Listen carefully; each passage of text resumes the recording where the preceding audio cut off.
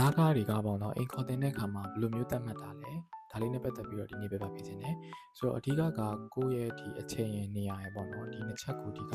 OTP ပေါ်မှာလာကားဆိုတော့သတ်မှတ်ပါတယ်ဆိုတော့အဓိကကနောက်ထပ်တစ်ချက်အနေနဲ့ပေါ့နော်ဒီဘာသာရပ်ကိုလည်းမူတည်ပါတယ်ပေါ့ဆိုတော့ကိုနေတဲ့နေရာကဒီလိုမျိုးချက်ချမတွေလာလို့လွယ်မယ်ဟိုမျိုးတဲ့လိုမျိုးဒီလိုအချက်ချကြတဲ့နေရာမျိုးဖြစ်တယ်ဆိုတော့ဒါသိပြီးတော့ဟိုအဆင်ပြေပြေနဲ့ခေါ်လို့ရမှာဖြစ်တယ်ပေါ့နော်အဆင်မပြေစရာအကြောင်းသိမရှိပါဘူး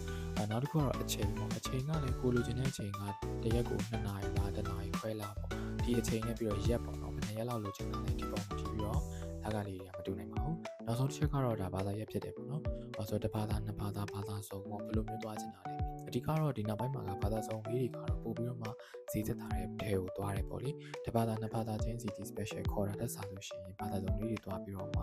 ခေါ်တာကတော့ပို့ပြီးတော့သက်သာတာကိုတွေ့ရတယ်ဆိုတော့အဓိကအဲ့3ချက်ပုံပြီးတော့ဟိုလာခကိုတတ်မှတ်တယ်ပေါ့လေဆိုတော့ပြောချင်တာကကိုကဒီအတန်းတစ်တန်းအတွက်ပေါ့နော် grade 12 grade 10စသဖြင့်ပေါ့အထက်တန်းလိုက်တန်းမူလာတယ်ပဲအတန်းပဲဖြစ်ဖြစ် guide ခေါ်ရမယ်ဆိုလို့ရှိရင်ဒီ3ချက်လေးနဲ့စဉ်းစားပြီးတော့မှကိုကလေးအတွက်ပုံကြားစိတ်ကိုအကျဉ်းမြင့်လေးကိုတွက်ကြည့်လို့လည်းရတယ်ပေါ့လေဆိုတော့အဲ့လိုမျိုးလေးစဉ်းစားပြီးတော့တွက်ကြည့်လို့ရပါတယ်အားလုံးမနားစားမယ်နဲ့ guide လေးခေါ်ချင်တယ်ဆိုလို့ရှိရင်လည်းတကယ်လို့မှအဆင်သင့်ရှိနေပါတယ်ဒါဆိုတော့ရပါတယ်ခင်ဗျာ